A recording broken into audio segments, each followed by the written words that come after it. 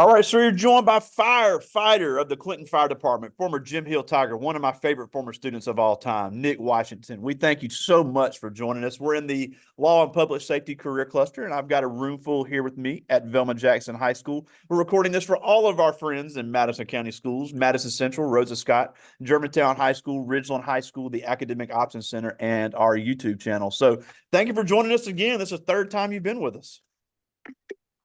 Is it? Yeah. Oh, thank you for having me again. All right. So before we get into what all it is you do at the fire department, take us back to your high school experience. You went to Jim Hill High School where we connected. When I first started my teaching career, you played football, you played soccer, you ran track. You were also an excellent student. But then you made the decision to not do the college route, even though you were a great athlete, and joined the fire department. So take us back to that high school experience, and then that transition after high school to get into such a great field. Well, I think I started playing sports in like 10th grade in high school. It was fun. I enjoyed it, and then it got to the point where it was time to, start thinking about after high school. Everybody who plays sports don't make it to play college or go to the next level, none of that. So at that point, then I got out, I graduated and decided that I was going to try college. I went to Jackson State for like 2 or 3 semesters, and I was just in there. I changed my major. I didn't really, know what I wanted to do in college. And then somebody came to me and they was like, "Hey, you ever thought about joining the fire department?" I was like, I haven't. And then I just applied. It was on from there. That's why I started it right there. That's awesome.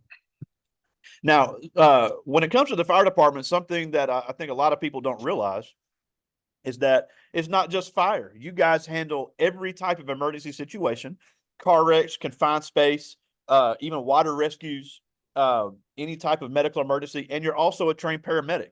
So talk about the training process because it is a several tier process, especially there in Clinton, because you guys are classified as fire and rescue.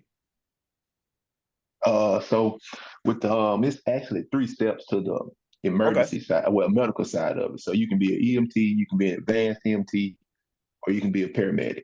In Clinton, you are required to be an EMT to work in Clinton, period.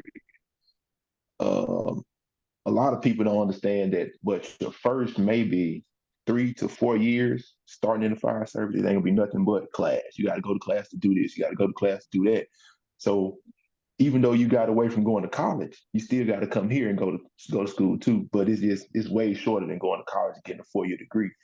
So yeah, you can either be an EMT, an advanced EMT, or a paramedic, and then you also go to school for different stuff like confined space rescue, vehicle extrication, and all types of other firefighting stuff. So it's still some schooling involved in this, and you get a lot of certificates and stuff. Some of the certificates that you get in Mississippi, you can take those and transfer them into another state or stuff like that. Or Okay. you can either get certain certificates here, and you can go to like the fire marshal's office and be a fire investigator and stuff like that. So Wow. you can branch out through the fire service. Wow, that's awesome. Now, with let's say somebody gets out of high school, they want to do the EMT program, let's say at Hines or at Holmes, they could do the EMT program while they're applying for the fire department, and that will give them a leg up once they get into the academy, right? Right. So what a lot of people don't understand is if you when you come into the when you apply for the firefight, whatever department you apply for, if you say, "Hey, I'm already an EMT," they can be like, "Oh, okay," and that'll give you one up on everybody else because they're like, Yep. "Okay, I don't have to send this person to EMT school. They can just start you on, and all you do now is just basically start learning the firefighting aspect of it. And then you'll go to school for that. So already going to school, like when you graduate, you can go right into EMT school, get your EMT certification. You can go on the ambulance and start learning then. Some people even pay more money for having more experience. So that's also a route to go. You can go. Now, a cool thing about one of the many cool things about firefighting is that you guys know your schedules years in advance. It's pretty set. If you want to have a family, you want to be able to plan vacations, things of that nature. You know when you're going to work and how often you're going to work for a long time. Yeah, pretty much my whole career. I mean, like I got in my schedule. I went in my schedule and I put, okay, I work this day, and I just repeated that for every third day. So now I can look at my schedule and go look in like 2035 and see a day that I got to go to work. So and then it also give you have a lot of time off. You work 24 hours and you off 48 hours. So you can also have any other careers. You can do a lot of other stuff, but the schedule is to me it's a pretty good schedule. It allows you to do a lot more. Even though you may be gone for 24 hours, you still have the time to do whatever else in your off time. Absolutely, and it really gives you that opportunity to plan things with your family. I know you're a proud father, and it really gives you a chance to, for people who want to have kids. This is not something where you'd be gone all the time, so it really is a Right. very conducive to a family life. Now, something else I think is cool. I know you were with us one time, and you said you rarely see fires because fires are becoming less and less more prevalent with construction advances and the way things are built and with fire technology, but you never know what's going to happen on a shift, which is cool because it's not the same thing every day. You guys could get somebody trapped in a storm drain. You guys could get somebody that is falling off a scaffold and is hanging on. So there really is a variety of really interesting things that you guys could see, but you're always prepared for it. Right. So yeah, with the in your more like advanced cities, your newer cities where they got more, they implement more fire service stuff, like fire prevention measures, sprinklers, smoke alarms, and stuff like that. Then you have less fires. Like Clinton, we don't have like we have every now and again we have an uptick in fires. But like if you go to a place like Jackson where it's older and stuff like that, in Jackson is way more fire in Jackson than it is in the cities I know around here. So you got a lot of fire in Jackson and there's other cities, but in Clinton, rarely we don't fight a lot of fire. But when we do, sometimes we've had a few that's been bad, but we get our experience and we get our times every now and again. But it's not as common as it is in other cities. Yeah, and something I always try to preach is that someone like you that was an athlete in high school, somebody plays sports and they like the team aspect and the physical aspect. They're an adrenaline junkie. They like getting a rush out of stuff. This could be a great fit because you need guys that are in shape. You need guys that are team Mm-hmm. players. You need guys that get excitement out of getting a challenge because there really is so much of that in the unpredictability of firefighting. Yeah, most definitely. I think the physical aspect is one of the most important things in it because a lot of people don't understand that most departments you're gonna sleep at the fire station, and you can be asleep, and then you'll get a call in the middle of the night, and you got to jump up from in the middle of the night and be able to react and respond.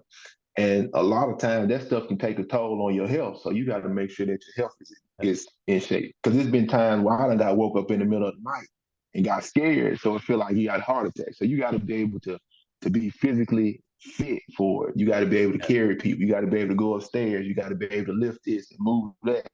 So the physical part of it is a very important part. And then also the other parts of your health. You got to make sure your heart is good, your lungs, stuff, joints and stuff like that, because this is a very straining job. Yeah, and also, it's a big team aspect because you're never going to go into a burning building alone. You're never going to extract somebody from a burning vehicle alone. You have to be able to work with a variety of people and to trust your partner in an emergency situation. Correct, because the fire service have a rule. The rule is 2 in, 2 out. So if you go in with somebody, you come out with somebody. You never go in the building by yourself and stuff like that. So 2 people in, 2 people out, no matter what you're doing. So, Yeah, and I know Clinton, you don't have as many as other places, but you got to overcome fears. You've got to really be prepared on things. I know at least in Ridgeland and in the reservoir fire, they do a lot of water rescues. So if somebody is in a fishing boat accident, the fire department's got to be the first ones to go out and get them.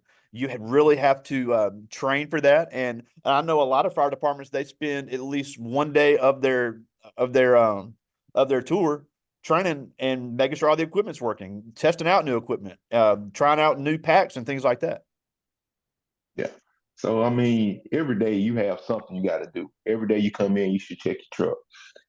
You should be doing training or trying to find something new throughout the day as you're on shift and stuff like that. People watch YouTube videos, they look at books, they read books, watch TV. It's all type of ways that you do it. And like I said, it's for different departments. Everything is different. People train depending on what type of events they occur the most. Like if you go to Jackson, you'll go to Jackson. They'll probably be doing more firefighting training than anything. And you come to Clinton, we'll do more medical training than anything. And then you got some of those departments where all of the stuff that they do is balanced because of the area they in. So training is very important. And I think we have to have a certain amount of training hours every month in order Yeah. to keep our certification and stuff like that. So we have to train and make sure that we're staying up to date on our training. So training is important just as much as physical and everything else. And you do have to be you kind of got to you have to be scared because you got to think about the aspect of it. I'm going into a burning building. Everybody else is running out. If you're just running in there and you're not scared or you're not nervous or something like that, something wrong. So the being scared aspect of it is something that you have to understand because you have to know that this stuff can get me just like I can get the fire. So you have to have that sense of awareness to be able to acknowledge and know when stuff is kind of, may get sketchy and stuff like that. Yeah, and probably you got to understand the people you're searching for are more scared than you are. So, Yeah. trying to get them to remain calm, which is what I want to talk about next. Is that you guys are, pretty much every department is always looking for people, and there is a big need for women to get into firefighting. There's a huge need for people that are bilingual in any language to get into firefighting. Because if English is not their first language, you got to be able to communicate with them. And then in emergency situations, just like in medical situations, sometimes females are more comfortable talking to females. So there is a huge need for women and bilingual firefighters. That's correct. I've been in Clinton 7 years, I think, and since I've been there in the 7 years, we've had one female firefighter.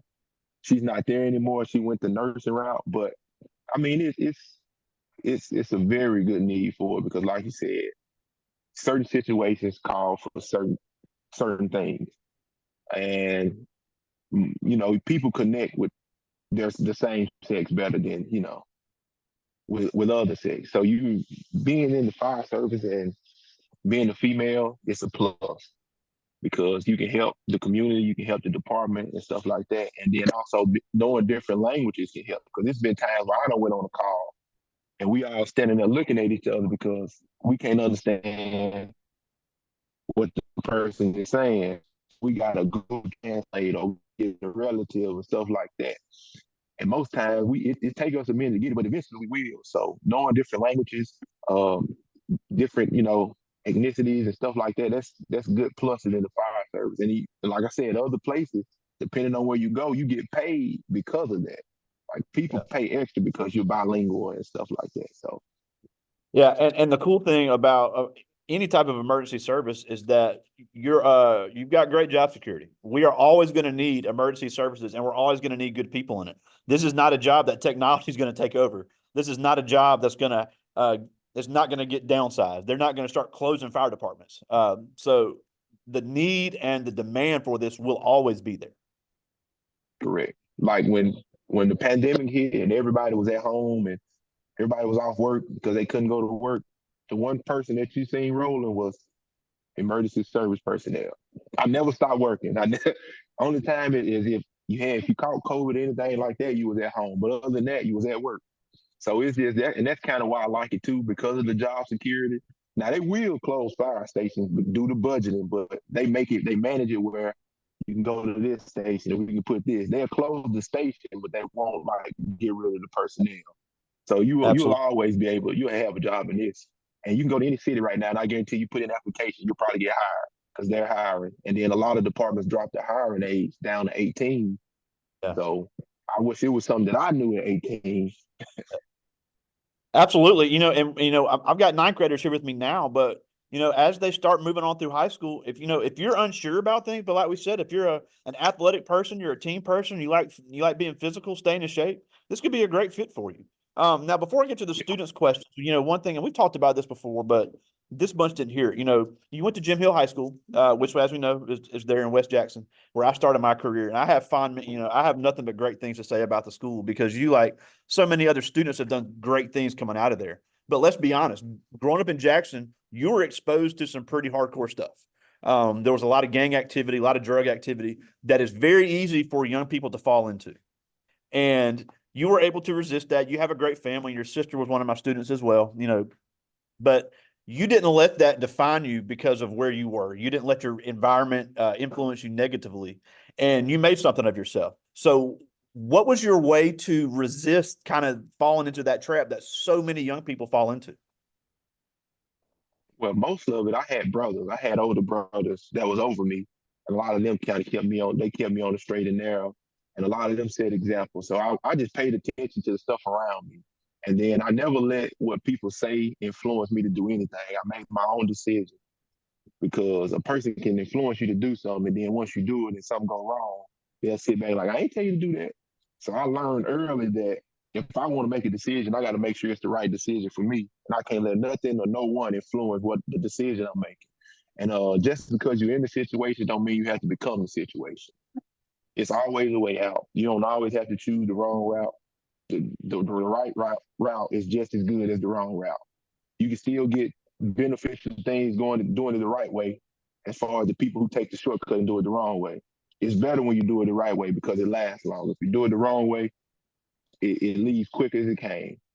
So I just basically was aware of my surroundings and what was going on, and I just decided you just got to make the decision that you're not gonna let that be your life, and that's what I did basically. Yeah, and you're just such a great example of uh, that area gets such a bad rap. And there are some bad things that go on, but you just really, like so many other kids that come through there, really did something great. And I don't think that gets enough credit. And I'll, and you know me, I stand by that of, the negative gets all the bad press. Yeah, that's what the news talks about, but there's so many great kids that have come out of Jim Hill High School. And you're a testament to that. So I'll say that all the time. So, always been proud of you in that regard. But I do have some questions. And these are all ninth graders. I like this first one. This is Ashton Job, and he asked, "When you were in high school, did you ever dream that you would be doing something like this?" Nah. I mean, maybe when I was younger. When I was younger, everybody, they see a fire truck. Oh, I want to be a firefighter. But as I got older and got in high school, I didn't think about it because, like I said, if I would have thought about this, because at 18, you going out and you going into a career, not like a fast food job or nothing like that. You going into a career. They got benefits, they got retirement, they got all that. So if I was 18 and I thought and I would have was thinking this, I would have did it then, and I would have never went to Jackson State and got student loan debt. But see, and another thing with this job, you can work here, and you can also go to school at night or in your office. It's people that've been working at the fire station and went to school and got a degree. So if I was thinking about this in high school, I would have did it straight out of high school. So, but nah, it wasn't. It was never on my list. But and then when they told me, I was like, because I was working at Pizza Hut. I was like making pizza or going and burning buildings, and I was like, I just chose which one that I thought I would like more, and that's where I'm at now. Yeah, and that's another aspect is that even though the pay isn't the best starting out, the benefits are unbelievable, and then the pension that you can get after X amount of years, you can retire before most people. Yeah, most definitely. Like I'll be retired at about 50. That's awesome. Some people, we got a guy that got on here that they had to wait on him to graduate high school before they hired him. He'll be retired at 48.